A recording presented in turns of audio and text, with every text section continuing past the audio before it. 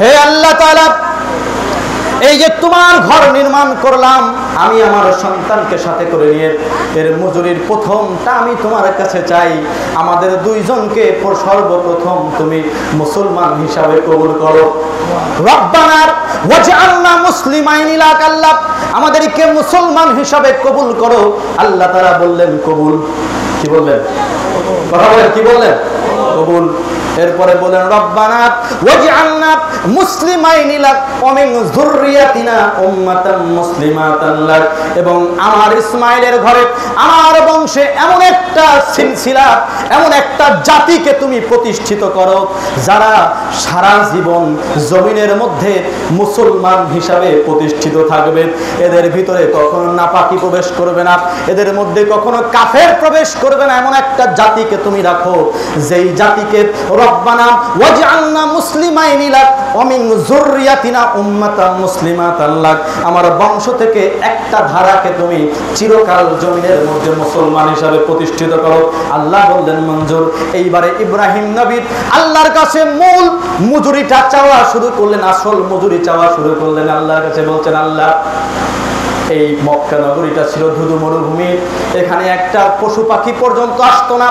এমন একটা মরুভূমির মধ্যে তুমি আমার বিবিকে দিয়ে, আমার সন্তানকে দিয়ে এবং আমাকে দিয়ে, আমাদের তিনজনকে দিয়ে এত সুন্দর একটা আবাদ ভূমি তুমি তৈরি করলে, এত সুন্দর একটা নগরী তুমি তৈরি করেছো। ইব্রাহিম নবী জানে কি জানে না আল্লাহ কার জন্য এটা করছেন? কথা বলেন, ইব্রাহিম নবী জানে কি জানে না যে আল্লাহ কার জন্য এটা করছেন?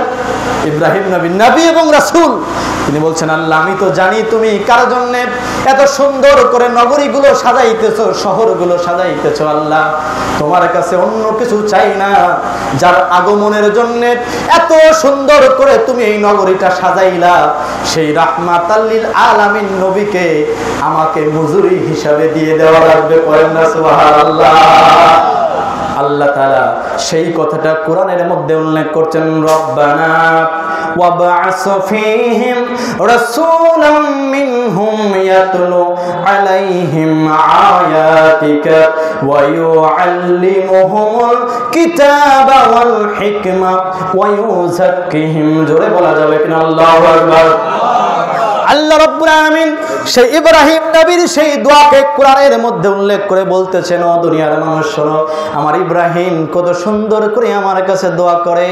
ও আল্লাহ তাআলা, যার মহব্বতে, যার ভালোবাসায় পুরো দুনিয়া সাজাইছো, যার ভালোবাসায় তুমি এই ধুধু মরুভূমিময় মক্কার জমিন, যেখানে একটা পশু পাখি পর্যন্ত এসে থামতো না, সেই জায়গাতে তুমি একটা সুন্দর জমজম কূপ আমার সন্তানের পায়ের আঘাত থেকে তুমি বের করেছো। ওই জমজম কূপের পানি থেকে আস্তে আস্তে এই জায়গাতে একটা আবাদ ভূমিতে তৈরি করেছো। হাজার হাজার মানুষ এখন এই জমিনের মধ্যে বসবাস করে। ও আল্লাহ তাআলা, এই জমিনের মধ্যে তুমি তোমার ঘরটাকে আমাদেরকে দিয়ে প্রতিষ্ঠিত করাইলা। আল্লাহ আমি তো জানি যার জন্য তুমি এই মহলগুলো সাজাইতেছো, যার জন্য এই নগর সাজাও, যার জন্য এই শহর সাজাও, যার জন্য স্টেজ বানাইতেছো, গো আল্লাহ ওই নবীরেই আমি তোমার কাছে চায়া নিলাম। আমার বংশে তোমার নবী রাহমাতাল লিল আলামিনকে পাঠায়া দিয়ে আমার নবীর দাদা বানায়া নাও, গো আল্লাহ। বলেন সুবহানাল্লাহ।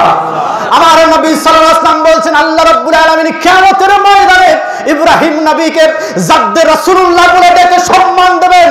ইয়া ইব্রাহিম, তুমি তো আমার নবীর দাদা আছো। আল্লাহু আকবার।